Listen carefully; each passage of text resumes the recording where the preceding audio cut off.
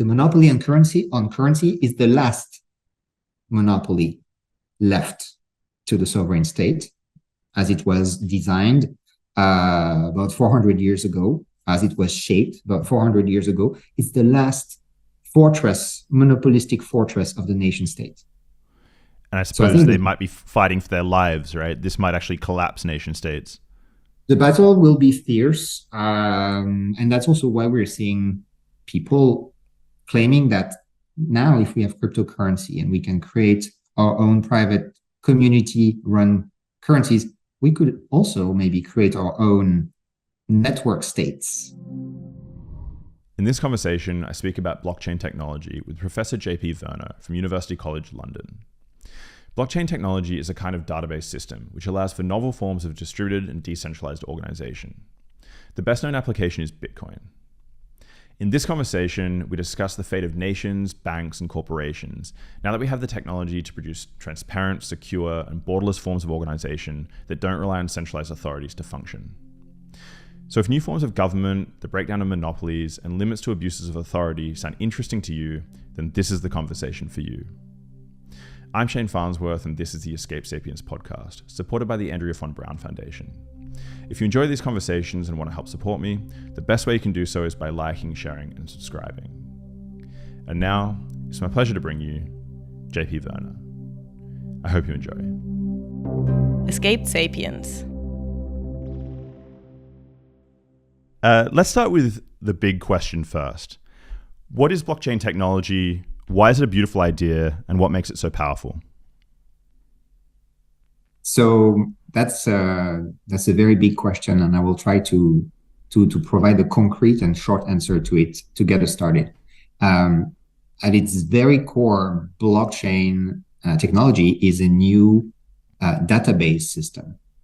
So it's something very well known, and it's very boring. It's a digital database. What it wants to be, and sometimes it succeeds and sometimes it doesn't, is it wants to be a digital database that has two properties. The first one is being decentralized.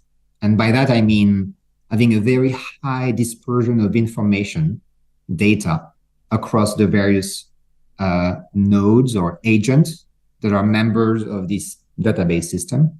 And the second property is that it wants to be distributed. And by that, I mean having a very high dispersion of decision-making authority across those same nodes and agents that are part of the digital database. The potential promise and the potential power of being able to have blockchain technology that is both decentralized and distributed is the creation of new forms of organizing, new types of organizations that depart substantially from the kinds of organizations, for instance, corporations, that we have in today's capitalist economy. So your research touches a lot on distributed and decentralized organization. That's the direction I want to go in. But before that, I just wanted to focus on one of the main applications. So what is cryptocurrency, and how is it different from the usual money that we deal with in everyday life, the money that we're familiar with? So cryptocurrency is the first large-scale application of blockchain technology, and it came about with Bitcoin, which was the first time blockchain technology was actually implemented at scale. So that started in 2009. And Bitcoin is a blockchain database that aims to be a new form of digital currency called cryptocurrency. It's called cryptocurrency because it leverages some advances in cryptography to create a digital record of who owns what, and to let people who are members of that digital database architecture, let them exchange tokens representing value. So we can use the database to keep track of, yesterday, Shane owned 2 tokens, but since then he has sent one to JP. So now JP has 1 and Shane has 1 left. And the beauty of blockchain technology implementing cryptocurrency, when it works well, is that we can do that again in a decentralized and in a distributed way, meaning that we no longer need to have a bank in between us that keeps track of the ledger and guarantees that Shane has one unit of currency and JP has one unit of currency. We don't need anymore to have a credit card company that will ping that bank to authorize JP to send or spend that one unit of cryptocurrency that he received from Shane yesterday. We could do that potentially peer-to-peer without these kind of intermediaries, financial intermediaries that we are used to. Now, this notion of peer-to-peer is very complex. Earlier claims were made in the industry that all of this stuff was peer-to-peer, but it's a bit more complicated than that. It comes down to how we define peers. There are agents in the database architecture itself that make the transactions possible. So in the case of Bitcoin, for instance, we need a particular kind of agent called miner to process the transactions and add them to the database. If we don't have miners, it's very hard to actually do anything. So one may argue that these miners, they are not peers, they are not intermediaries. And so the transaction is still between you and I, but still we need other agents. It's not just you and I deciding. It's a very complex architecture involving different categories of agents. So usually currencies are backed by something. Originally, you thought of money as being connected to gold, or the value of the dollar was backed by the US state. So here we don't have any of that, right? So what is it that backs, for example, Bitcoin? Is it the miners? Do you need to somehow attach it to reality through some proof of work or some computation? What is it that backs the coins themselves? So the notion of backing is a slippery one. When we talk about backing in the financial world, usually what we have in mind is, the bank has just created a loan, maybe a mortgage. So the bank is lending money to some people, but there is something backing that loan. They just didn't create money out of thin air. And what people have in mind in the collective consciousness, even though that's not really how it works anymore these days, is, surely the bank must have some gold in their reserves. And that's because they have that gold that they're allowed to, emit new currency, create new currency in the form of a mortgage. That's what people have in mind when they think of backing, for the most part. In the context of a cryptocurrency like Bitcoin, there is no such thing as having an asset of value that is being, stored in a vault and against which new Bitcoin currency is being created. Instead, what we have is a computer program. It's a piece of software that's entirely open source that determines in advance how the creation of new currency is being organized. So it's making the whole process transparent and entirely predictable, at least in the long run. And the value that is brought into the system to represent the flip side of the coin that is being created is in fact resources in the form of electricity and computer power that are volunteered by special kinds of users of the database. And these special users, they are called network validators. In general, in the case of Bitcoin, we call them miners. They're a very important category of users, and they bring something to the system that kind of offsets what leaves the system, if you wish, in the form of new currency being minted. So it's like a shared fiction. The thing that I don't really understand, though, is how you start something like this off. Because when it comes to our imagination that there's some gold sitting in a vault somewhere, that was initially true to some extent, right? And then the shared fiction has grown slowly over time, where that's no longer the case. Whereas Bitcoin, it's rather new, right? And when it started, it never started with that gold in the first place. Do you understand how this fiction how you generate value in this shared set of ideas and beliefs that can support something like distributed currencies? I like the word you're using. I think there is a fictional element to it that users have to agree to buy into. Let me pick an example that has nothing to do with Bitcoin. There's an artist who decided years and years ago to take a photo, a self-portrait, take a photo of himself every single day. I think his name is Romano Palca. And he told everyone, every day I'll take a photo of myself, I'll print it, and then, I'll show it in my art galleries, museums can buy it, etc. What he did there is that he created a predictable schedule whereby people knew that once a day there would be a new artwork by that artist that would be coming out and that people could buy it. So that gave people a particularly clear idea of the total supply of artworks coming out of that particular artist. And what was backing the value of the artwork itself?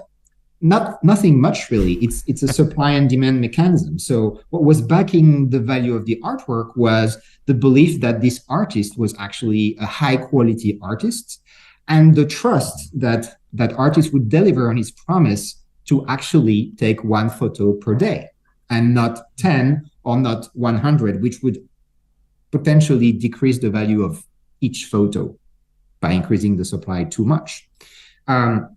So in a way, you have this fiction in a similar way with Bitcoin, with one minor difference. You don't have to trust a person to deliver on their promise. You only have to trust that the software code has been properly written. And that software code is open source, it's public. And so the supply schedule can be verified by anyone that has some skill in computer programming. So if you could, so Bitcoin's the main coin that people are familiar with. I think it has the highest market capitalization today, right? Is that the case still? Yes, I think it's always been the case. So what was, if you could, boil it down and just take the kernel, what was the beautiful idea? What did Bitcoin do right, and where is it lacking? I think what Bitcoin did right, besides being the first, which probably gave it an advantage, was not over-promising. So what Bitcoin did right is saying, we are going to try to create a very simple system to do one thing and do it very well. Now, what that thing is has changed a little bit over time, because Bitcoin is not governed by one person. It's governed by a constantly evolving community of users who have a say on what's happening next. At first, the system was meant to be a way to exchange digital currency peer-to-peer very conveniently. So maybe you'd be able to, buy coffee by paying with your phone, and you'd send Bitcoin to Starbucks, and then you'd get a coffee.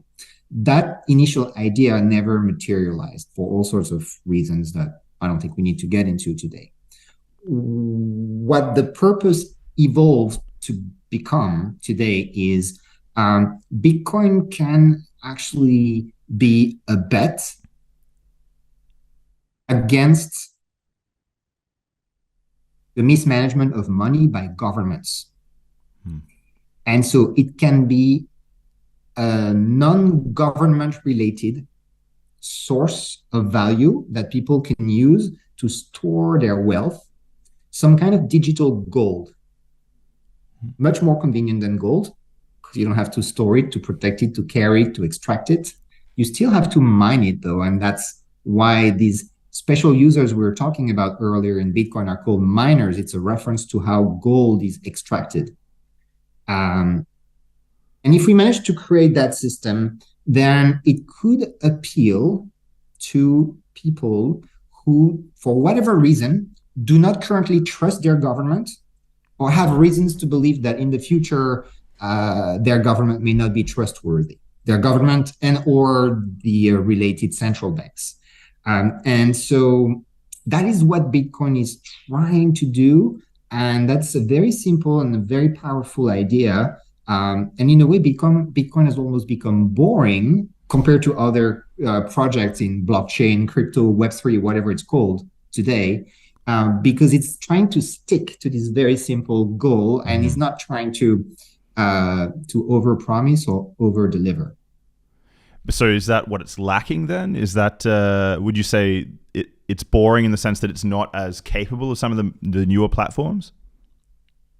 It's lacking anything. A lot of people would disagree with me and say that Bitcoin has to be more, has to be this and that, and keep adding features and become everything. I think, my background is in strategy. I teach strategy, business strategy, at the UCL School of Management. And there's a very famous saying in strategy, and that's strategy is not so much about what you decide to do, but it's about deciding what you are not going to do. And that's how you reach a level of focus that helps you create a clear competitive positioning in an industry, in a market, in a space. And I think by deciding that it's not going to do A, B, C, D, E, F, G, but it's only going to focus on like K, Bitcoin is actually doing something right. And I think the stability of the system, the reliability of the system, and the fact that its leadership position in the crypto industry has so far remained undisputed, they're all testament to the validity of this thesis that if you can do one thing that's important to people, even if that's a simple thing, if you can do that right, then you don't need to add features around it. So outside of crypto, can the blockchain be used to revolutionize, you sort of touched on this, other parts of society? So I'm thinking politics. How is the blockchain a disruptor more generally? So there's been a lot of claims about the disruptive potential of blockchain. For the most part, these claims have been debunked by history, at least so far. Blockchain has not revolutionized all the things that it was supposed to revolutionize. Bitcoin has done a really good job, and we just talked about that. A lot of the other things that blockchain was supposed to revolutionize have not materialized yet. And that is the battle for this new version of the internet called Web3 that people are fighting these days is, okay, let's take blockchain and let's actually push it into the next architecture of the internet to show that it can revolutionize the current architecture and it can become a better architecture. So what is one of the main things that blockchain is supposed to revolutionize? Well, it's supposed to take this initial idea of removing intermediaries around transactions so it can become more of a peer-to-peer thing and apply it across the board. So you might remember a few years ago when startups were always pitching their ideas by saying, we will disrupt this industry, we will disrupt that industry, we will disrupt the taxi industry, right? Every company was using this term. Today in Web3, people are claiming that they want to decentralize industry A, B, C. And by that, they mean removing intermediaries in those industries. This is a very difficult task because there is often a role that intermediaries play, and there's a reason why they are there, and removing them may not be a good idea in the first place. Do we really want to have a financial sector without any regulators? Or sometimes intermediaries may not be very efficient or may be useless in certain cases, but they may be also very, very difficult to remove for all sorts of reasons, technological reasons, political reasons, regulatory reasons, etc. And so because of those two reasons, removing intermediaries is now we are noticing that it's a project that is a very that's placing the bar very high. And we haven't seen a lot of industries that have been radically disrupted and transformed by blockchain technology in general. What we've seen is pockets of innovation here and there. What we've seen is a lot of the grand projects to revolutionize industries failing. One of the big ones that was used as an example in business publications for the past few years is TradeLens. It was a huge project that was spearheaded by an IBM software meant to create blockchains for companies. And the goal was to create this common platform for the shipping industry. And so the leading company that spearheaded the TradeLens platform was called Maersk. It's a Norwegian company. It's the globally leading shipping company in the world. They wanted to have everyone on board, the shipping companies, the producers across countries, the insurance companies, the banks, etc., to basically make shipping goods from point A to point B in the world a lot more transparent, a lot more efficient, a lot faster. And they've experimented with blockchain technology to deliver on that promise. They wanted to decentralize, they wanted to distribute, and they wanted to cut costs and intermediaries. After a few years of trying really hard, they basically decided to shelve the project just a few months ago because of all the obstacles along the way and the lack of traction that the project had gained in its first couple of years of existence. This was one of the biggest blockchain initiatives out there, but that's one of the initiatives that failed. That was an initiative that was run by corporations, so it was a private kind of blockchain, but there's been a lot of public kinds of blockchains that have also failed. People are more familiar with them because there's been so many scandals around them, or there's been so many statistics published about how very little usage they have gained over the years. So the revolution has not happened yet. Do you think, this might be a silly question, but do you think part of the problem is that we, in some sense, didn't evolve alongside the blockchain? So we have formed groups always through hierarchies, right? And we kind of like leaders. We find them inspiring. There are the Musks and so on of the world. Do you think, in some sense, that we just don't want to throw away hierarchies and generate pure, completely distributed and decentralized systems? I think that's one of the reasons, for sure. There is a profound misunderstanding of hierarchies, what they mean and what they do. The term comes with like a negative connotation. When people hear hierarchy, they think, oh, they hear tyranny, or they think, oh, that's inefficient. They think bureaucracy, even though it's not supposed to be a bad thing, is usually perceived as a negative thing. And so there's this assumption commonly held that anything that is decentralized, however defined, will be better, more efficient, and way cooler than anything that's hierarchical. And I think that's the profound misunderstanding that we have in the industry. Let me give you one example, very concrete example. There's a breed of blockchain-based organizations that are calling themselves DAOs, for decentralized autonomous organization. And they think that they can use blockchain technology to create corporation-like organizations that can be for profit without any kind of hierarchy. So there would be no CEO, there would be no senior managers. Instead, what we would have is people would volunteer to contribute to the project, and in exchange, they would be given tokens representing ownership rights and also giving them the right to vote on where the organization should be going. And this form called a DAO is believed to be superior to traditional corporations by many people in the industry because of its supposed decentralization.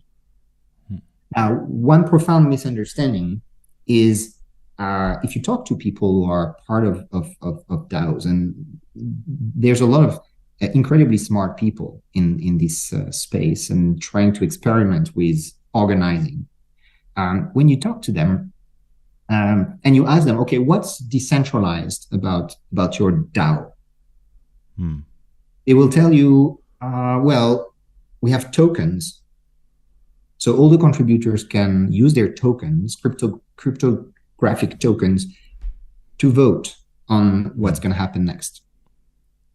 And that's a very interesting association between tokens and voting and decentralization. But what we have in traditional corporations is shareholders. And shareholders, they hold shares. Well, let's call them tokens. Shareholders hold tokens, and what can they do with those tokens? Well, they can vote. They can vote on shareholder proposals, and they can actually contribute to the governance of corporations. So this mechanism of tokens and voting to oversee the governance of an organization, it's not new. It's actually been around for about 400 years. And if you look at the traditional corporation, you actually have a clear separation between ownership of the corporation by the shareholders and control of the corporation's resources by the managers, who are supposed to act on behalf of the shareholders. So you basically have a delegation of authority from the shareholders to the managers. The whole thing is that delegation of authority is the core idea behind decentralization. So traditional corporations are actually decentralized in some ways. They basically disperse decision-making across thousands of managers located in different branches, subsidiaries, countries. And they also have a clear separation of what kind of decisions can be made by the shareholders, what kind of decisions can be made by the managers. So there's already a fair amount of dispersion of information and decision-making in traditional corporations. So the bar is, if you want to increase the decentralization and the distribution of that structure, the bar is already quite high. And so the assumption that traditional corporations are completely centralized, as just one person deciding everything, it's a completely mistaken assumption. Now, what we observe in many DAOs that are supposed to do a better job at decentralizing is actually 1, 2, 3, sometimes 4 co-founders who were the first people to write the code to organize the project, remain in power for months and months and months, sometimes years, and never relinquishing that power. And even when they do, people who are supposed to take over the community, who are supposed to exercise their rights to vote by using their tokens, they don't, because they don't care, they don't have time, they don't understand. And so only a few people who own tokens will end up voting, and it tends to be the biggest holders of tokens. And so what we end up having with these DAOs is very, very concentrated authority, which is quite the opposite of the initial objective. This is one of the things that I think is quite amazing about the Bitcoin story, right? Because Satoshi, who we call Satoshi, the founder, the developer of Bitcoin, was never known and has now disappeared. So in some sense, there was no one there to wrestle and keep control, right, of that particular system. But you touched on another thing, which is we have limited bandwidth, right? So in political systems, we outsource our decision-making to professional politicians, right? And so in some sense, we don't really want, maybe it's not efficient to have, it's computationally not efficient to have a completely distributed system. And I suppose that also turns up in Bitcoin again, right? Because there's high energy costs to do with the computation associated with distributed decision making, right? Absolutely. So I think you're pointing out a very important aspect of this conversation. We don't have an example in the political realm of a direct democracy that has scaled. Direct democracy means we don't elect representatives that then, vote the laws on our behalf. We vote everything directly, all the citizens, right? But you can see that the computational limitations of that are that we would have to vote all the time about everything, right? Every time some government agency wants to spend money, we'd get an email, be like, oh, do you vote in favor of spending this amount of money on this project? Yes or no, right? And we'd have to do that constantly all the time, every day. And we'd have to vote on topics about which we know nothing, right? Mm-hmm. So that would be very complicated. So in other words, to use computer science jargon or blockchain jargon, direct democracy does not scale. And that's why we have representative democracy in the world's largest countries. Now, there's a few exceptions, like we have a lot more direct democracy in a country like Switzerland, but it's a very small country. So it's more an exception than the rule. So when we try to implement direct democracy in a DAO, it doesn't scale. If you ask the members to vote all the time with their tokens, so we don't have a leader, we don't have managers, and we don't have this kind of hierarchy that we hate so much, it doesn't quite work. At least it doesn't quite work yet. So we see basically this tension between wanting more democracy, which is a very legitimate desire, and then the computational limits of that. One of the most advanced, successful DAOs out there is called MakerDAO. It's also one of the earlier ones. I think it was founded in 2014, so it's almost 10 years old. It's a complex organizational structure with two different kinds of tokens. But basically what it created is like a cryptocurrency that has a value that is always $1, right? So it's what is called a stable coin. And to manage that system, there's another token called a governance token that the members of this organization can use to express their opinions about where the organization should go next.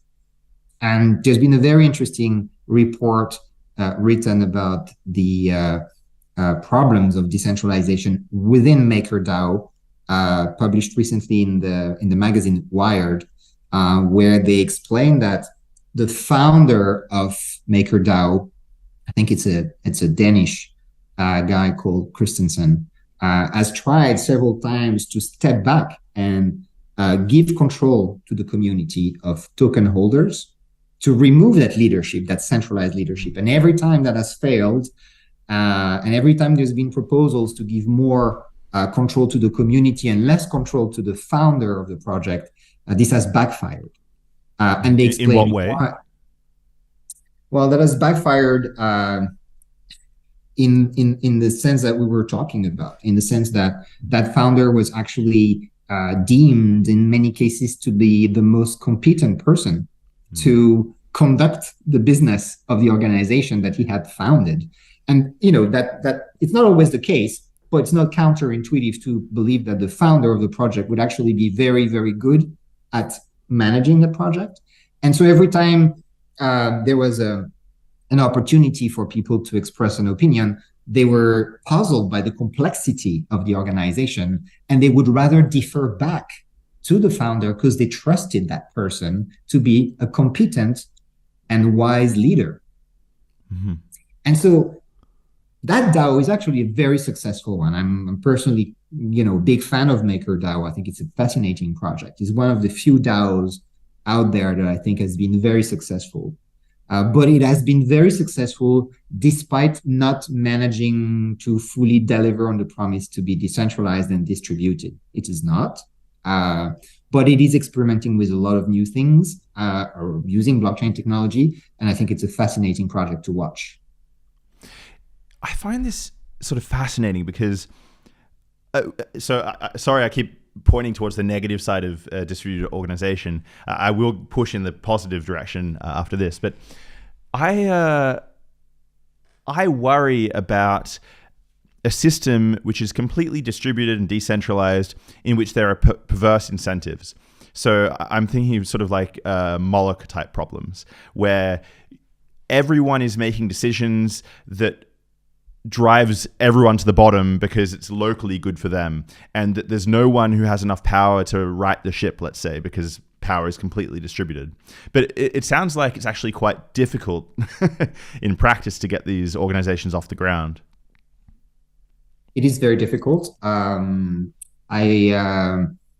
did a study with a colleague from Imperial College, where we were looking at getting those organizations off the ground, the ones that are using blockchain, and we studied a number of them. And we looked at just how much decentralization there was in those organizations in terms of the functioning of the algorithms, in terms of the social interactions between the developers of the project, and also in terms of having a clear strategic leadership that shows a direction to everyone. And what we found is that there was no project that was successful in getting off the ground that actually decentralized all three aspects at the same time. There was always one of the dimensions that showed some centralization or a large extent of centralization in the early days, in the first few months of the project. And that was actually a predictor of success. So we found that the projects that did really well were either using a nonprofit foundation to provide strategic guidance. So an example of that would be Ethereum, that from the start has been relying on the Ethereum Foundation to kind of corral all these locally optimal decisions that may or may not form a consistent whole. We also saw projects that did not have a foundation, but relied on a very small group of core developers, a group that was in fact small enough to be able to reach decision by consensus. And that's Bitcoin, for instance, worked like that in its first few years of existence. So we haven't observed yet, even in the blockchain world, a way to bootstrap a project into existence by fully decentralizing everything. On that note, how would you know, right? So it's one thing to talk qualitatively about decentralization and distributed organization, but if I give you two systems, so for example, let's just grab the US government and say the government in China, and I ask you, how decentralized are these organizations, and how distributed is the power within these organizations? Are there metrics that you can put down and say, hey, look, actually, the US government is more decentralized, or the Chinese government is? Can you do that? Can you be really quantitative there? So that's that would be great to have such a metric. There's been several that have been proposed. I think they all have their strengths and their weaknesses. I am currently working on developing a metric myself. And what I think should be captured in terms of decentralization and distribution is just how dispersed exactly is information in the system, and how dispersed exactly is decision-making in the system. So imagine that you have an organization with 10 people. Those 10 people decide that maybe it's a startup, maybe it's a political party, it doesn't matter. These 10 people may decide that they want to have no leader and they want to make every decision by consensus. And with 10 people, it may actually be feasible, particularly if they're if they trust each other, if they've worked together before, if they're friends or relatives or something like that, right? And likewise, they may decide to share all the information that's relevant to the organization with everyone. And when the size of the organization is 10 people, it is doable. You can just CC everyone on every email, and people will read everything they receive or not, but at least they will have all the information. If you manage to do something like that, you'll have full centralization of information, and you will have full distribution of decision making, in the sense that everyone in the organization would be on equal footing with everyone else in terms of what they can access information-wise and in terms of their ability to contribute to decision making. Mm-hmm. So no one is standing out in that scenario as the leader, as somebody who's centralizing things. Now, if you grow that organization, if instead of 10 members, you have 1,000 members, you've been very successful, now there's 1,000 members. Can you still do that? No, you cannot. You cannot, every time you have to make a decision, gather 1,000 people and ask them for their opinion and listen to everyone and then take a vote and etc. It's impossible. And likewise, it wouldn't make sense to CC 999 people in every email that you're sending every time you're doing something. So this is where delegation emerges. This is where we decide to specialize, to divide labor, and all these things that are well known, have been well known for hundreds of years. And as we do that, we can just measure to what extent we're doing it. Mm-hmm.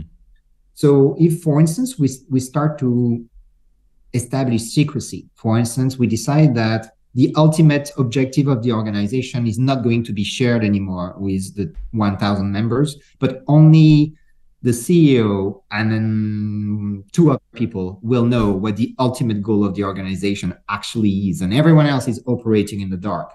Now we would have, a lot of concentration of information at the top, with just 3 people knowing something very important and everyone else being kept out of it. And so by just counting who can access what kind of information and relating that count to the total size of the network of the organization, we can actually quantify just how much decentralization there is, how much distribution there is. And so I'm implementing a measurement project along these lines, comparing the decentralization and the distribution of Bitcoin over time, and doing the same thing for Ethereum and for other blockchain networks. And it shows some very interesting preliminary findings. Based on this measurement, I'm actually able to say whether Bitcoin is more or less decentralized than Ethereum, or whether Ethereum is more or less distributed than Bitcoin. And I can show how this changes depending on which period of time you're looking at. And we see some changes. There's been periods where I find that Ethereum was the most decentralized platform, and other periods, there's more of those, where Bitcoin was the most decentralized platform. So it's a very it's a big task measuring all those things, because you need to understand what really matters in terms of the kind of information that people may want to access and the kind of decisions that people have to make. And then you need to measure who can do those things within the organization. But I think it's a necessary project if we want to better understand the consequences of decentralization, whether they are good or bad. I tend to assume that there's a lot of good things coming out of decentralization, but I will only know for sure when I've measured decentralization and I've looked at the causal effect that it has on those outcomes that are presumably good outcomes. If I found a relationship, then it will confirm my hunch. But if it doesn't, then I'll have to change my mind. This is how science works, or is supposed to work. Until we do that, we won't know for sure. And I think this quantification is also very helpful for regulation of the sector and making sure that we have a minimum amount of consumer protection in place, a minimum amount of safeguards in place to avoid another, crisis like we had in 2008, for instance, where regulation failed. So if I take Bitcoin as an example, I'm going to guess what you look at is, say, the number of miners divided by the number of active Bitcoin owners, or what does the measure look like there that you can then compare apples to apples with Ethereum? Just to take the examples. So I do count the agents within the network per type of agent. So I do count the miners, I do count the full nodes, I do count the wallet users, etc. But what really matters is, in the case of distribution, for instance, it's the rights to contribute to particular decisions in the network. So it's decision rights. Mm-hmm.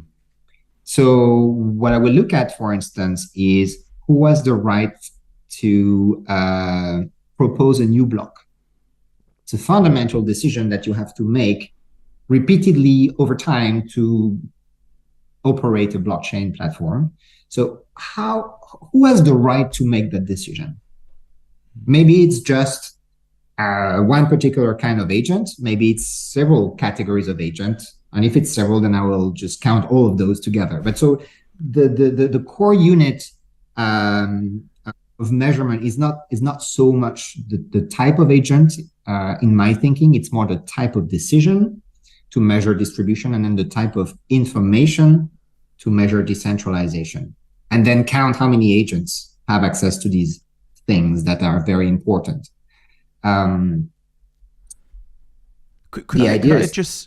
Sorry to interrupt you. Could I jump in? One thing that I don't understand about the process is, I thought one of the benefits of, I'm not too knowledgeable about how the systems work under the bonnet. So I thought one of the benefits of, say, Bitcoin was anonymity, right? So I could be an individual with two wallets. So is there any way that you can tease this out? Or so there must be some assumptions that you have to build into what you're doing, right? Yeah, absolutely. So the vast majority of the public permissionless blockchains are pseudonymous. So we can identify an agent by a public address, public key, but it could well be that the same entity in the real world controls more than one public keys, because we cannot match those public keys to real world identities.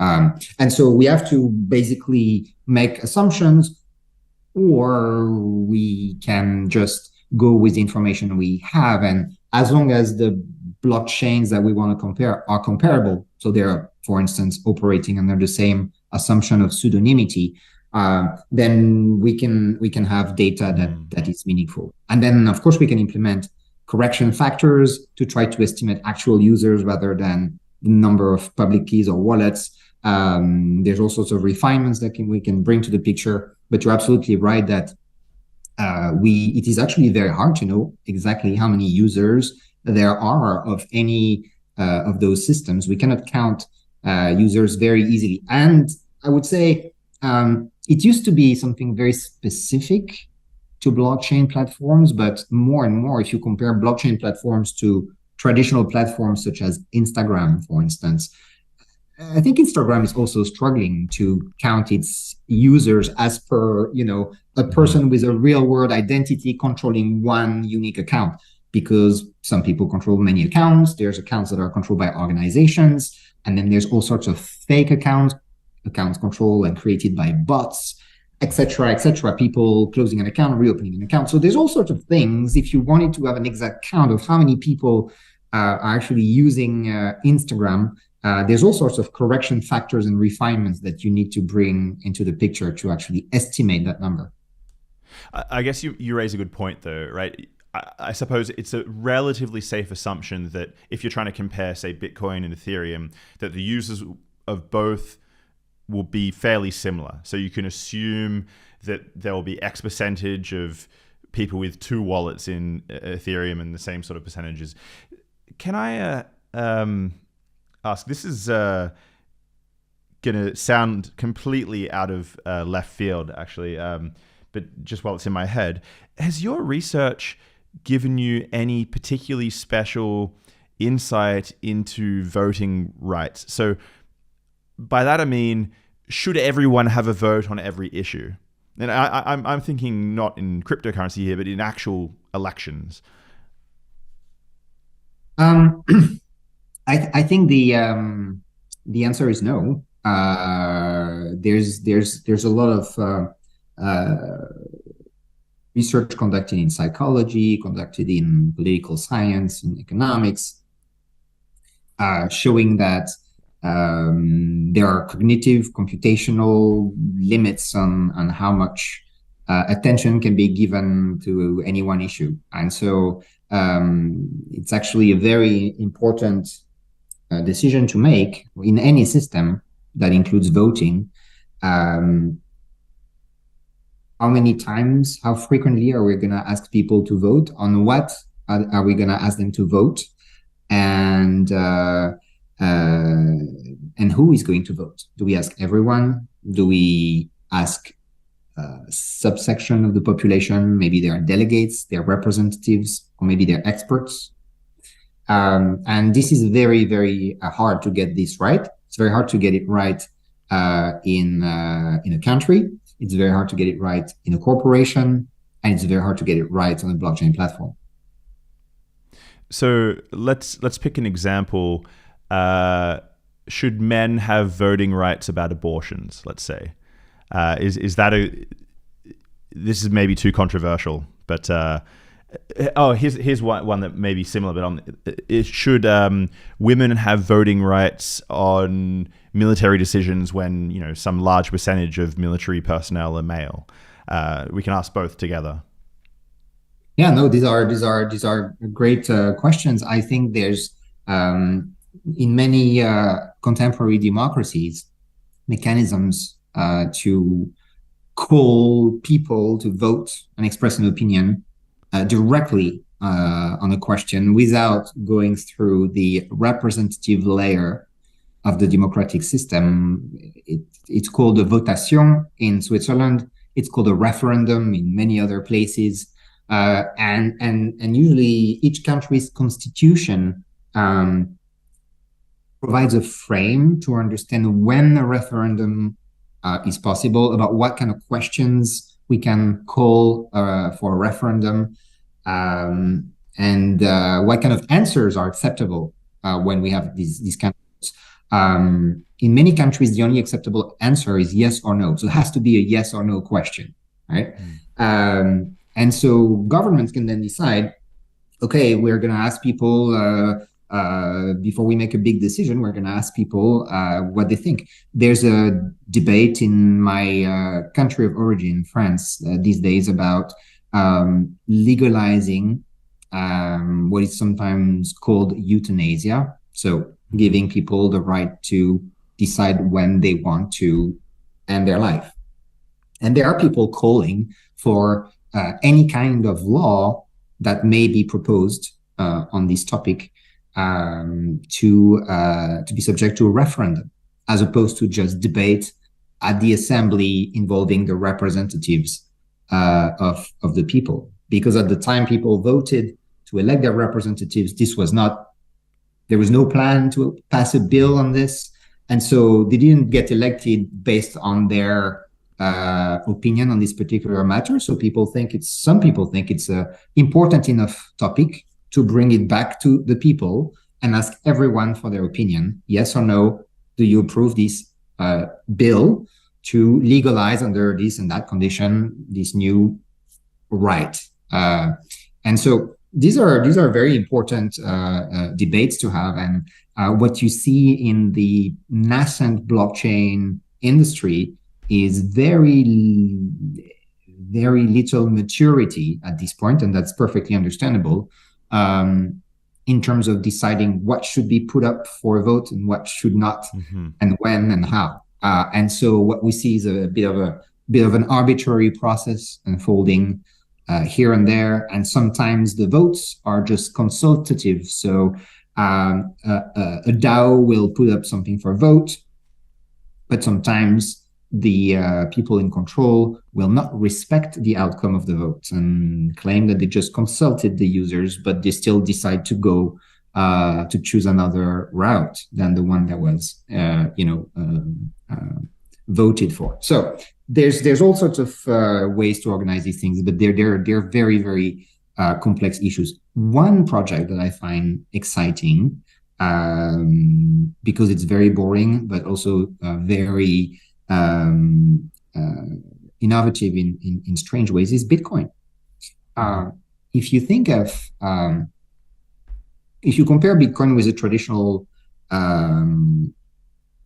with other platforms in the blockchain space to begin with, if you have a token in Bitcoin, so you own some Bitcoin cryptocurrency, you don't have the right to vote on anything. Mm-hmm. There's no voting rights attached to Bitcoin. Whereas in other projects, and particularly in so-called DAOs, you will have this governance token that will give you a right to vote on where the organization should go, should focus its effort going forward. So does that mean that Bitcoin doesn't have like this democracy embedded in its system? No, that's not what it means. It has actually a much more subtle form of democracy embedded in its system, even though it doesn't have a voting system based on token ownership. So now I'm going to compare Bitcoin not with other projects that have a voting system in the blockchain space, but with like a traditional corporation. So like we said before, in a traditional corporation, you have a separation of ownership and control. So the shareholders own the shares give them voting rights, and then the managers control the resources and decide what to do with them. Now, you have this clear separation between ownership and control. Mm-hmm. If you look at how these two notions are distinguished within Bitcoin, we see something different, because instead of having two classes of people, we have three. So in Bitcoin, we have developers who actually write the software. We have people who own tokens, the users of Bitcoin. And then we have this special class of network validators called the miners. There is no equivalent for miners in the corporate world. So the managers who control a corporation in Bitcoin, their role is performed by developers and also to some extent by the network validators, because the network validators, the miners, they check the transactions, they verify the transactions, they maintain the integrity of the everyday operations of the system. So the manager, the traditional role played by a manager in a traditional firm corporation is played, and bear with me, it's an analogy, right? It's not a perfect equivalence, in Bitcoin by two different groups of people. So there's more balance of power here. There's the developers, but there's also the network validators, the miners. And now the second role that's traditionally played in a corporation by the shareholders, if you look at who is playing that role in Bitcoin, well, it's a combination of the token holders, because they own what there is to be owned. But remember, they don't have the right to vote, unlike shareholders. And so their role is complemented, again, by the role of the miners, the network validators, because they provide capital to Bitcoin in the same way that shareholders provide capital to a corporation, but they provide capital in the form of computing power and electricity, not money. And so instead of having just shareholders, it's one group of people that own the corporation in Bitcoin. That role is played by, again, a balance of two different groups of people, token holders, miners. And so we have a lot more balance in those two functionalities that are traditional. We have more balance in Bitcoin than we have in a traditional corporation, even though we don't have voting based on token ownership. So these differences, they are subtle, sophisticated, and they have enabled Bitcoin to use this mechanism called proof of work, which explains why we have miners, to create an organization that in many ways has more decentralization built in and more distribution built in than a traditional corporation. And that is something that other DAOs and other blockchain platforms that do not rely on proof of work have not managed to do. And just so I understand, so when you say decentralization, you're referring to information, who knows things about the system, and by distribution, you are talking about authority, who has the ability to make decisions. We've sort of focused primarily on the distribution side of things. So how these three different groups within Bitcoin, how does the information breakdown work in that case?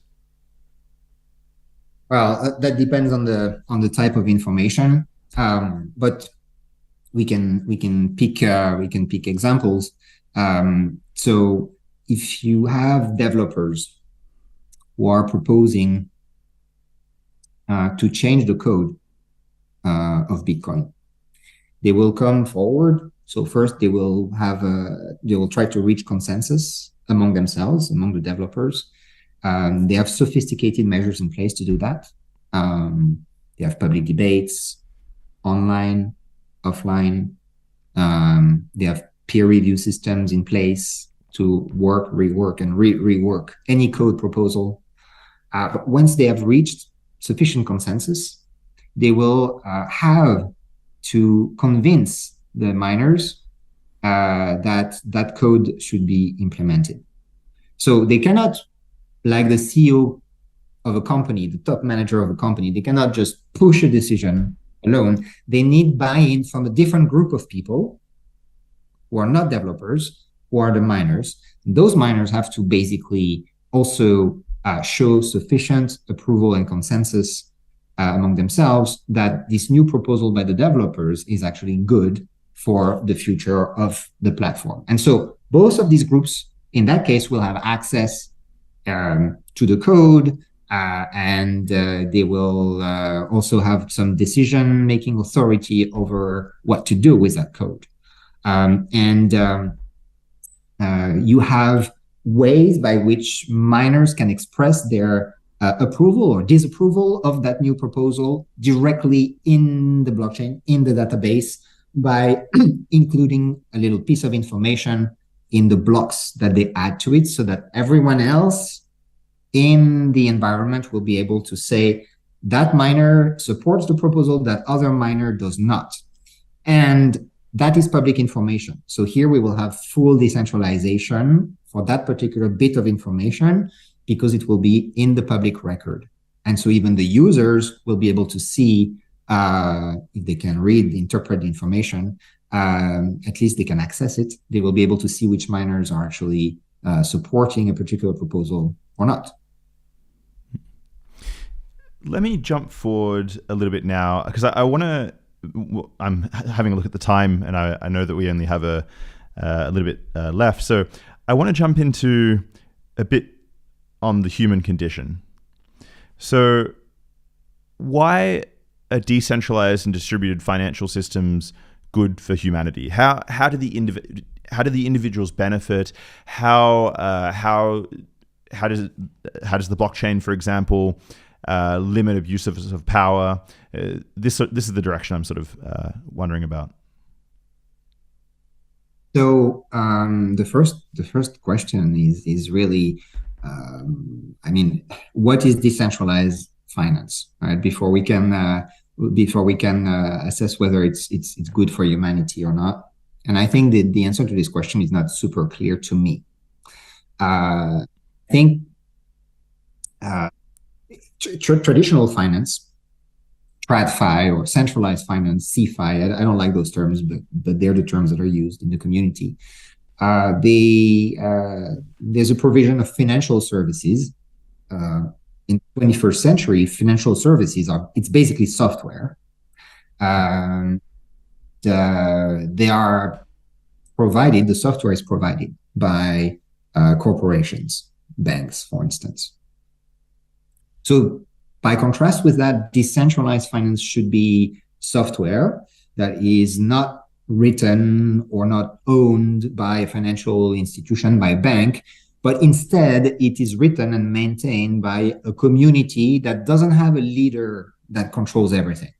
I think, if I try to understand the meaning of decentralized finance, that is what I can gather from the terminology that's used.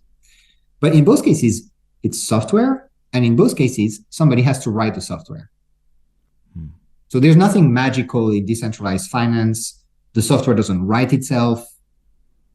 It may, to some extent, be more automated than the software we see in traditional finance, but I'm not entirely convinced that it's always the case either.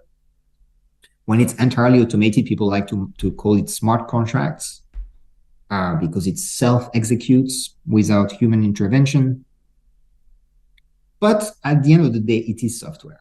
So the implicit assumption, I think, in this discussion is that the financial institution, when it provides the software in traditional finance, that institution, that bank, is always going to be centralized. Whereas if the software is provided by a community, that community will always be decentralized. That's basically what it boils down to. The very existence of decentralized finance rests on this assumption. The bank is always centralized, the community is always decentralized. It's a problematic assumption. First, there's and we've discussed that in the past few minutes, there's many examples of corporations that are not fully centralized, as the assumption would posit, because they have subsidiaries in many countries, they have branches, they have thousands of managers making decisions. We also have consortia of financial institutions that provide financial services, that provide software. A very famous one is the SWIFT payment network, that anybody that sends money abroad will probably have used to connect banks with each other. So there's more than 10,000 nodes in that network, and each node is a bank. Is that very centralized? I don't know. There's many blockchain platforms that have fewer than 10,000 nodes out there. So the assumption that the bank is always centralized, I don't buy it. Then the assumption that the community is always decentralized, sadly, there's evidence showing that probably I shouldn't buy it, and neither should you. I mean, we've talked about MakerDAO. We've talked about the dynamics that are at play when a community is being asked to vote. Do you have if I may ask you a semi-personal question? Sure. Do you have a pension plan with your employer, your current employer? Yeah, I do. So presumably that pension plan has savings on your behalf that are invested in corporate shares. I think by law you have to in Germany. So do you know in which corporations you are a shareholder? No, I don't. No. So probably you're not voting when the time comes. No. And same for me. So the reality is that because of the limitations of direct democracy and scaling that we've discussed earlier, most people who are part of a community with voting rights will not vote when the time comes. So it could well be that if in theory a community is supposed to be more decentralized, in practice it may not be. And often it is not. So the core assumption of decentralized finance, I haven't bought it personally, and there's evidence showing that this dichotomy that is made is problematic. Now, I think the idea is if we can find a way to provide access to financial services to people who are excluded from financial services, perhaps we should call it decentralized finance or perhaps just permissionless finance, then I'm all in favor. And I think it can bring a lot of good things to society, particularly in places where financial infrastructure is not reliable, particularly in countries where some segments of the population are considered to be too poor to be of any interest to a financial institution, or to a bank. There's just not enough money to be made from those people. So they're being denied access to bank accounts. This almost certainly does not happen in Germany or in the UK or in other Western countries, but it definitely happens in many parts of Latin America, Africa, and Asia. And if there is a way to use software that is maintained by communities that can provide permissionless finance to those sections of society, I think it's a wonderful thing. And it is already happening. And I think the leader, again, I'm as you know, I'm not paid by Bitcoin because Bitcoin doesn't have any employees. It's not a corporation. So I think Bitcoin has done a tremendous job as providing permissionless finance to a lot of people in the global south. It's far from being everything those people need in terms of financial services. It's far from being perfect because it's extremely volatile, but it has provided a permissionless service in a way that no one had been able to provide before. And it is not controlled by a corporation. It is not controlled by a government. It is maintained by a community with some decentralization and some distribution of decision-making. It's not 100%, but it's already quite good. A lot of the other projects that call themselves DeFi, decentralized finance, are not targeting these people that most need the services, are mostly used by people who are already very wealthy and are absolutely not in need of permissionless access to finance, and sometimes are complete scams. Mm-hmm. So that's the state of the industry. Yeah, I hadn't thought about this access, right? So in countries which are unstable, or countries where you can't trust the government, or you have very little trust in the government, where there's record high inflation, like Venezuela or somewhere, then Bitcoins offer an avenue which you otherwise wouldn't have, and and which you wouldn't be able to access because no one wants to invest in you, let's say, in certain regions in the world. Absolutely, and I've been lucky to collaborate for some time with a startup providing Bitcoin-based financial services to people in Venezuela and then in other parts of Latin America. A startup that was co-founded by somebody who actually experienced all those things you're describing back home in Venezuela, and I've learned a lot about the context doing this collaboration. And there is a market there is a need, it's clear, and I just think a lot of the DeFi projects are not focusing on that at all, sadly. If you look long term, what do you think the ultimate impact will be on centralized authorities, by which I mean universities, banks, governments? Do you think as blockchain cryptocurrencies take a larger and larger percent of the pie, that these organizations will lose power and lose relevance? Yes, I think that there is a clear threat coming from Bitcoin and other blockchain-based projects that are of quality for the traditional structure of the nation state. I think in many ways, projects like Bitcoin are hierarchical. And as you know, I've done some work on the history of piracy, and so and the history of decentralization that comes with pirate type of organizations. And I think what Bitcoin is doing now is seen by many nation states as a threat to something very specific. So the nation state, which is the fundamental political structure underpinning capitalism, relies on a series of monopolies on certain things that are constitutive of sovereignty, state sovereignty.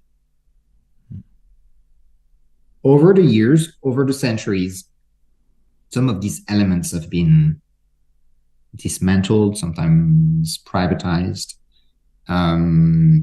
Think of how some nation states now rely on private armies. That's not supposed to be the case if you look at the history of the nation state and the notion of sovereignty. But there's one thing that the nation states have never given up on, and that is the monopoly on the creation of money, of currency.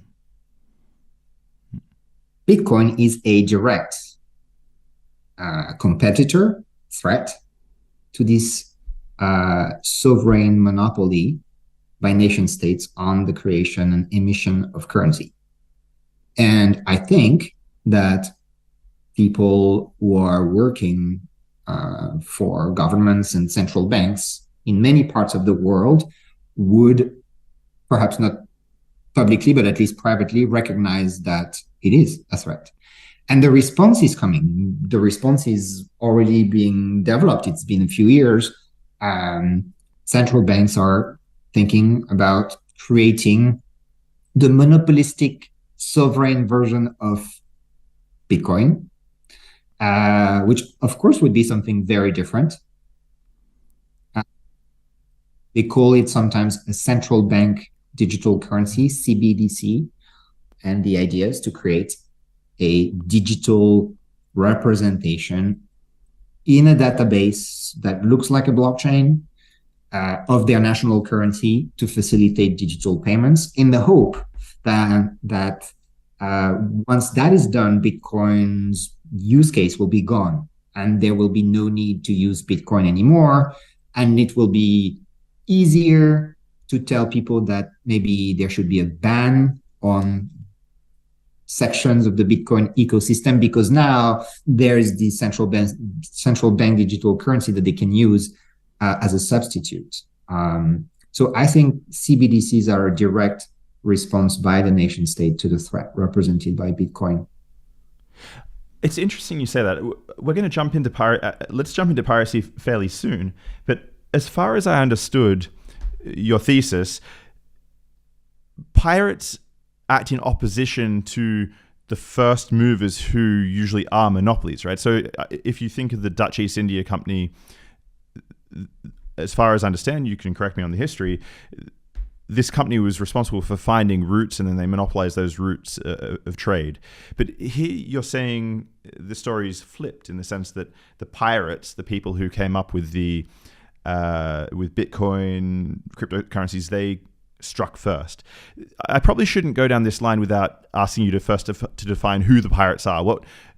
Who are the pirates, and why is this flipped sort of story happening here? So the story is not flipped in the sense that the monopoly on the currency pre-existed. What is, I guess, a bit more complex in this particular case is that there is a government response to the pirate response to the monopoly on currency, which is to make that currency digital. Right? But there is already a monopoly on the creation of money. And that has led to, supposedly, allegedly, some people believe, crisis. At least, maybe not a global crisis, but at least crisis in specific countries where the mismanagement of that monopoly by governments has basically created misery for people. And so the pirate response is to create an alternative that is not monopolized, that is more decentralized, more distributed, more democratic, etc., community-led, and that basically provides a hedge against the government monopoly in the event that that monopoly might be misused, abused, corrupt at some point in the future. So the pirates in that case are the people who are basically joining one way or another one of those cryptocurrency communities, whether as a developer or as an advanced user or as a miner or as a member of a mining pool, or in any capacity. I think people were doing that with that in mind, with that hedging your bets mentality, are actually contributing to a piratical spirit, not in the sense that they're doing something illegal. Piracy is not always or necessarily about being outside the law, but it is about contesting the monopolistic appropriation, particular sphere of economic life by a nation state. Okay, so so pirates are not necessarily thieves or people doing things that are wrong. They're just groups of actors who are acting against monopolies in contested spaces. Would that be a good definition? I think that's a very good definition. And the battle that is taking place in those contested spaces is a battle for the legitimacy of certain principles. In that case, that would be the ability to have some competition in the realm of currency, instead of having a monopoly that implies potentially becoming a victim if that monopoly were to be mismanaged.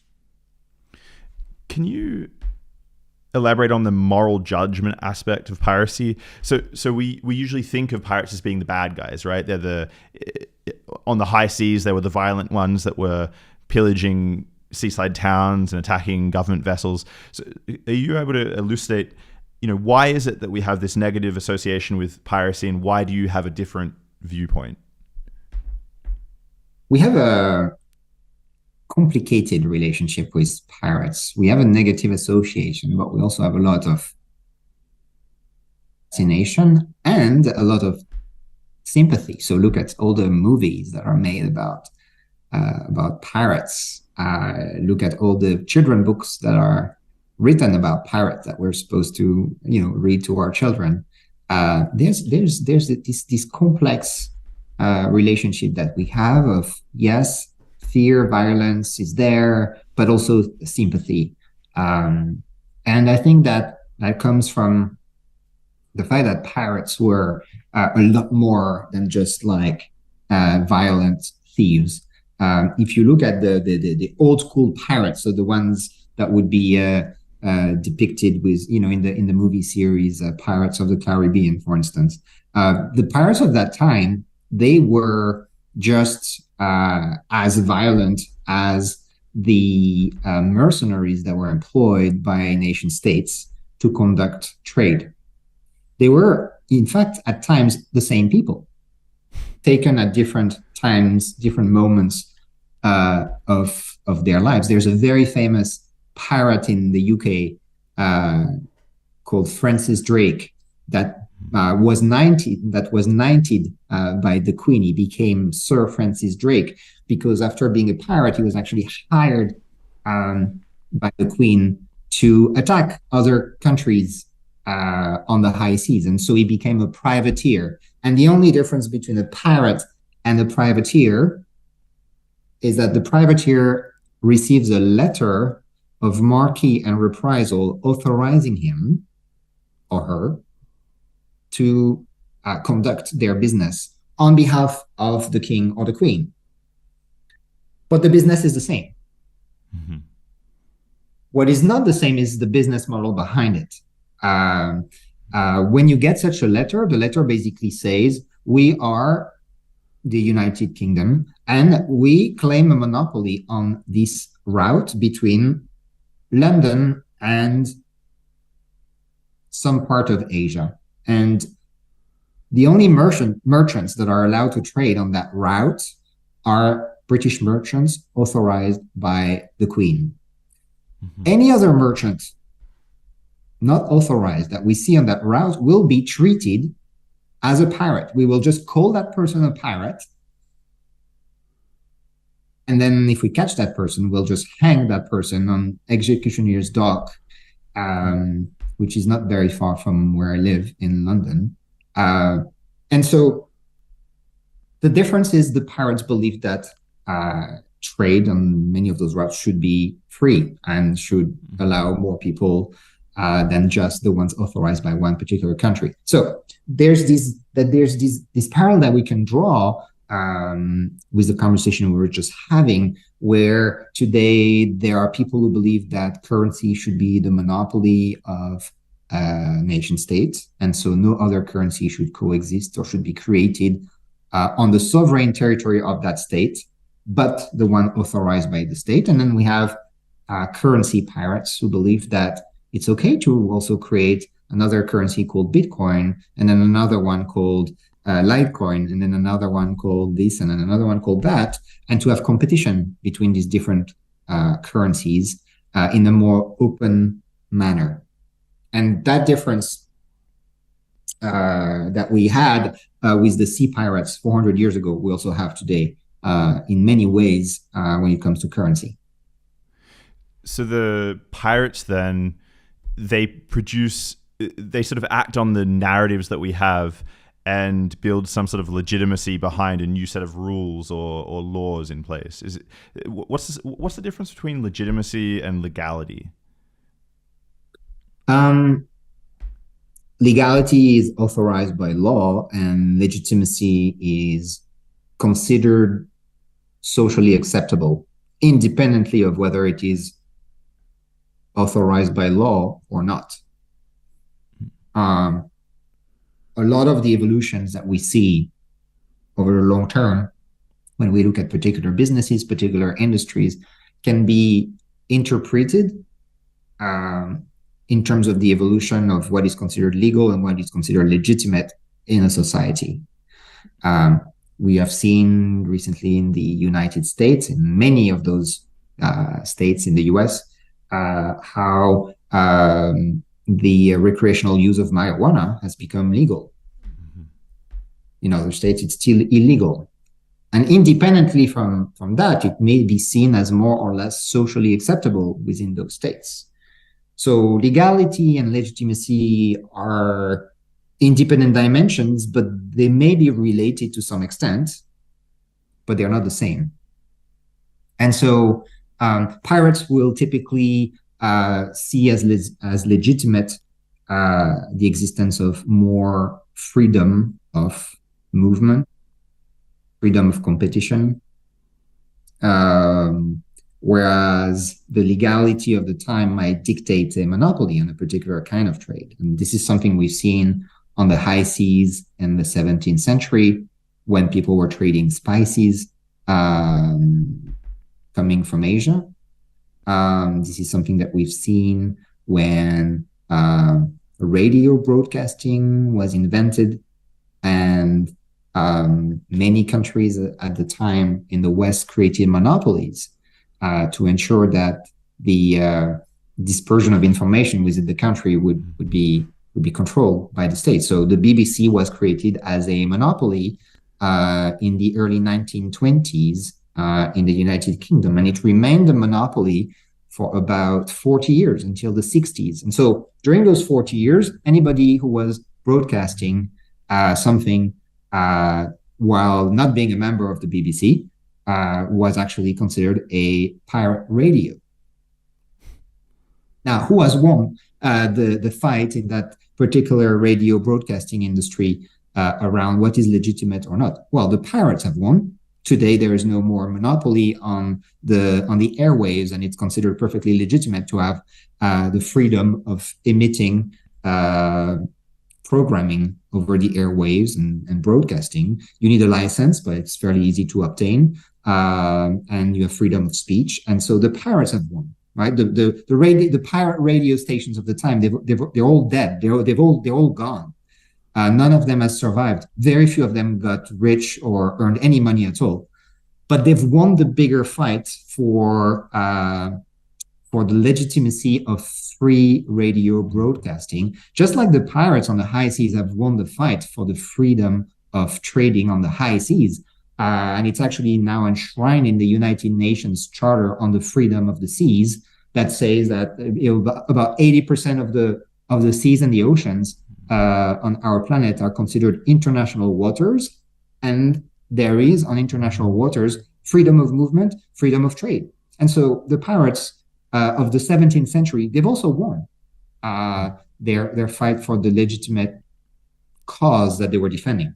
We'll see who wins the fight when it comes to currency. I think this will be a much, much tougher, difficult fight because the monopoly on currency is the last monopoly left to the sovereign state as it was designed about 400 years ago, as it was shaped about 400 years ago. It's the last monopolistic fortress of the nation state.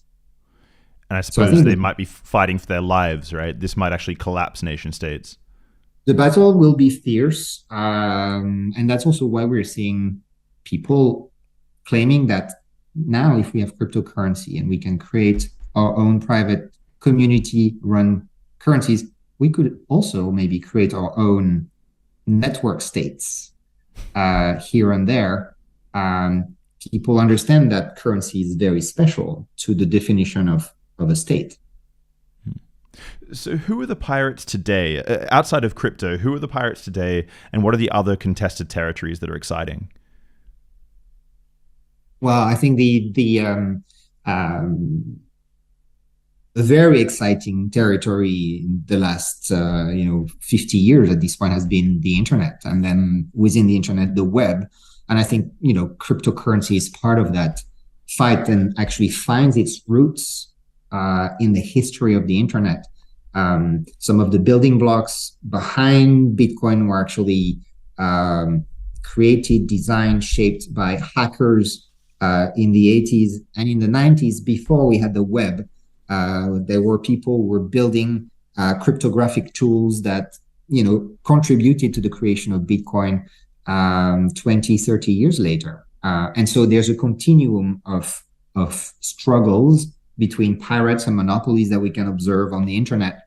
Some time ago, the monopolies that had to be taken down were the monopolies of IBM, AT&T, Microsoft.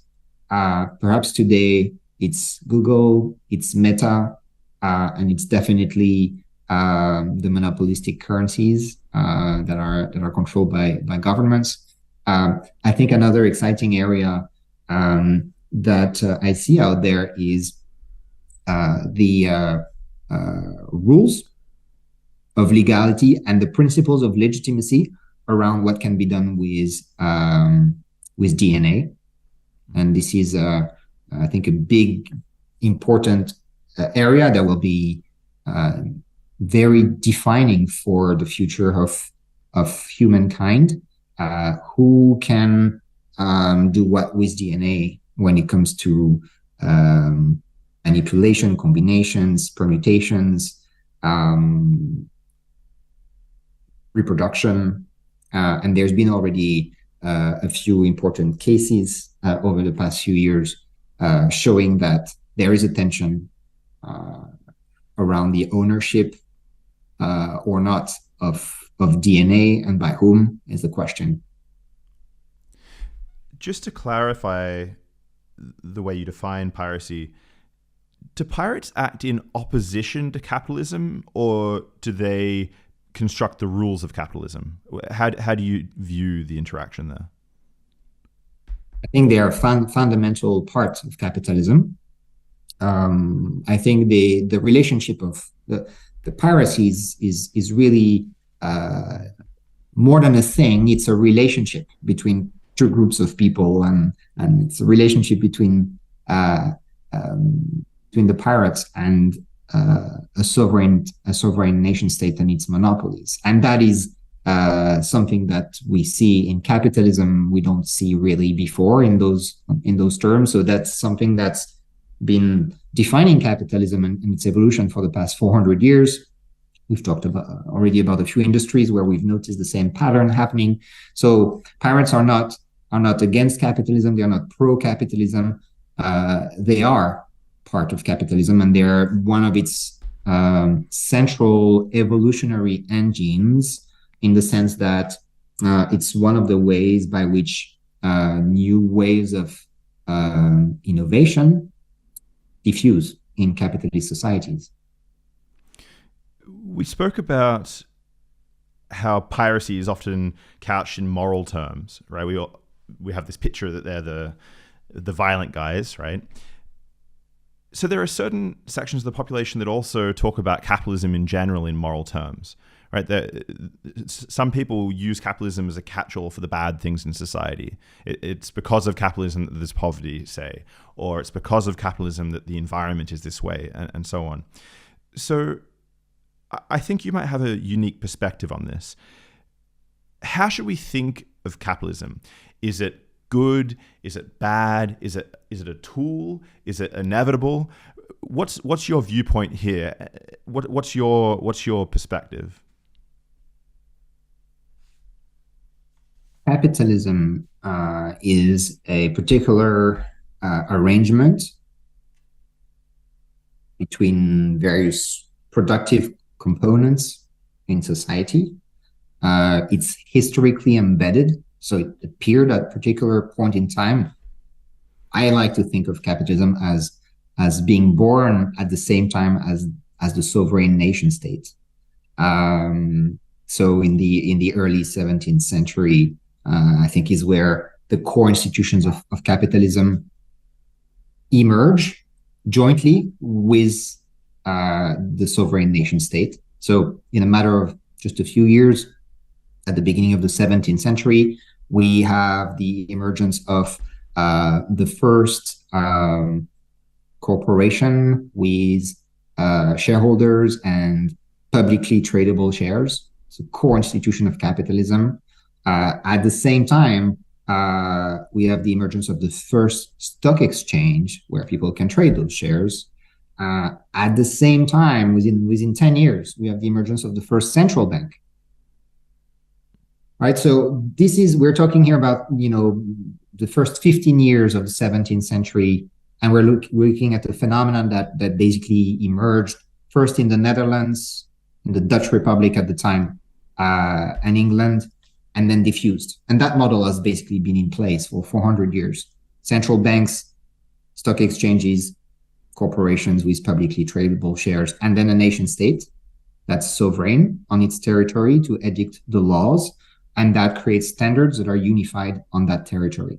So before capitalism, we had hundreds of different units of currencies coexisting in every European kingdom. We had different units of measurements, different units of distance, of weight. There was no normalization, no standardization of anything. And during the first period in the 17th century, all these things change and become actually very close to what we have today. If you look at that level, there's been very, very little change in the last 400 years. That's the period I like to call capitalism. Now, is it good or is it bad? I don't know. That's not how I think about this. The way I think about it is it sustainable? Mm-hmm. Obviously, looking at the way we are mishandling natural resources, it's not. And the other thing that I look at is, what is it an alternative to? And I think a lot of people would naturally think of communism as the alternative to capitalism. I think that the alternative to capitalism, the more obvious one to me, is what we had before. And what we had before was a system called feudalism. Mm-hmm. That basically was out there for about 1,000 years during the Middle Ages. The alternative is feudalism. I don't know that there's a lot, the relationship with feudalism is very similar to the one we have with pirates. Fear, violence, but also pretty cool. Like, let's have little outfits and give them to our children. They can be a knight with a tiny sword. We have this kind of awkward relationship with the feudal medieval times. But I think that society was organized in a very different way back then. I think that our priority should be beside thinking about the future of capitalism at this point, it should be ensuring the survival of the humankind. And as we take the steps that are necessary to ensure that survival, particularly from a climate change perspective, we will see if those steps create something that looks very different from capitalism, or whether those steps are still inscribed within that high-level system that I described, maintain a certain consistency with respect to what we already have today. I'm not quite sure about that, but I certainly don't think that capitalism is the opposite of like having community based organizations. We have like millions of cooperatives that are very successful in capitalist societies.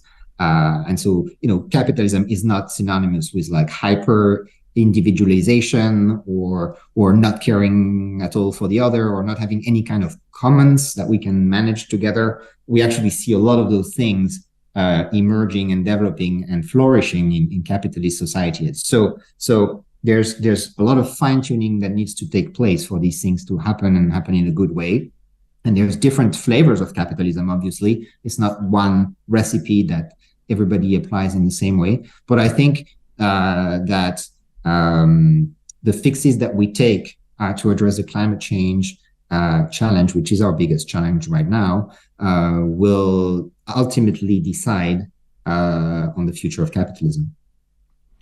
But so, a priori, you don't think that capitalism stands in opposition, let's say, to us solving the climate crisis, or to us solving poverty, or to remedying any of these large problems that people talk about these days? I think the one major obstacle that I see, and maybe it's not the one that others will focus their attention on, is basically the very nature of the sovereign nation state, which at some level can preclude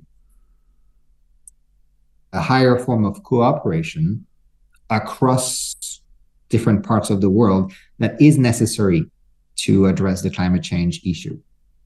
So it is this prevalence, this centrality of the nation state as the core level at which capitalism unfolds, which I think represents the major roadblock for bringing about the global initiatives that we need to address climate change.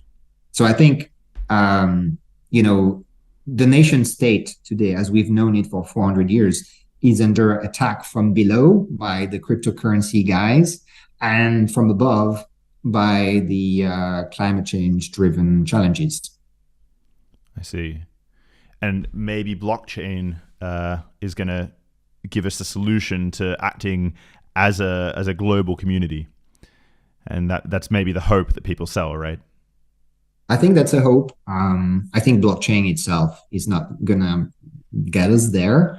But I think blockchain can be one of the tools that enable new forms of coordination to manage the commons in different areas. And there are promising ways to use blockchain, for instance, to manage, keep track of carbon emissions. That's not going to necessarily reduce them, but that's one system that may be helpful in better tracking carbon emissions, which is, it's a small step, but it may be a good step. So I want to wrap up the conversation now, and I want to do it by asking you a little bit about the future. And so I have sort of 2 or 3 questions that are really wrapped up into one question. So I'll give you them, and then all together, and then if you want, I can remind you of what each of them are. But so I'm curious about whether can you share your vision for a future where blockchain-based governance is the norm? And then at the same time, what does your utopia look like? And what does your dystopia look like? Okay. So I think my dystopia, I'll start from the last leg of your question. My dystopia would be a society in which every aspect of life is managed by software, whether it's blockchain software or any other kind of software. Doesn't make a big difference. I think this idea that software is not just eating the world, as the famous saying goes, but is potentially eating every kind of interaction that we have, is paving the way for dystopia.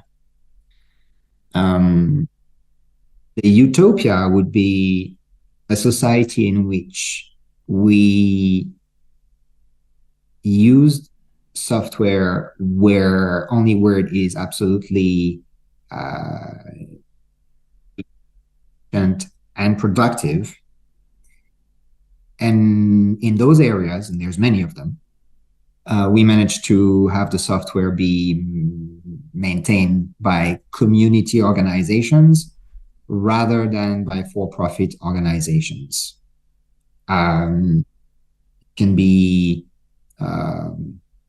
or it can be for-profit organizations as long as they're run as cooperatives, meaning that operation is owned by its users or by its suppliers, but not by like a different class of shareholders that have no other relationship with the organization.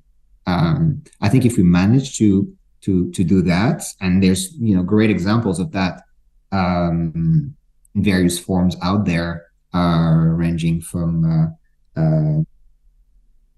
blockchain organizations that are essentially cooperatives, but also more traditional open source projects like Linux, Wikipedia, things like that. I think that would be a fantastic improvement. And cooperatives can be for profit.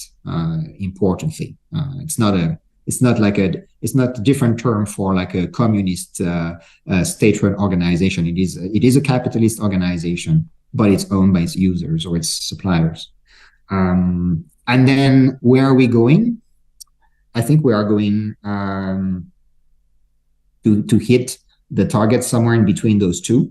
But I think there's going to be huge discrepancies across countries in terms of how close to the dystopia we are and how close to the utopia we are. I think there's a clear, we've talked about the attacks from below and from above on the nation state. We could also discuss the attacks coming from various sides on democracy, which used to be a very exciting concept for everyone, but doesn't seem to be as sexy anymore, or at least not the way it used to be. And that's concerning because we don't really have a viable alternative that I would consider exciting. Could you clarify that statement? What do you mean by these attacks on democracy that we're not worried about? I mean, there's large countries in the world that concentrate most of its population that are not, either formally or at least informally, that are not, democracies at this point for all intents and purposes. And so we see a shift in terms of the balance of geopolitical power, whereby in the past, and particularly until, after the fall of the Soviet Union, for a period of 30 years, if all the democracies in the world gathered and said, well, this is what we should be doing, that's a claim that would carry a lot of weight. Mm-hmm. Today, if all the democracies that are left in the world gather and say, well, this is what we should do, it doesn't carry as much weight, or it doesn't carry any particular weight coming from the fact that these countries are democracies. That's not what gives weight to the claim anymore. And so we don't have a viable alternative to the way we have built the representative democracies yet. I mean, the alternative that we're familiar with is the way that corporations are run. Corporations are not democracies. We give tokens called shares to people who have to buy in, and they get to vote, right? If the alternative is a token-based voting system that requires buy-in in the same way that it does in traditional corporations, then I think we are headed from some bad times. Well, JP Vergne, thank you very much for coming on the podcast. It's been great. Thank you so much, Shane. It was a great conversation.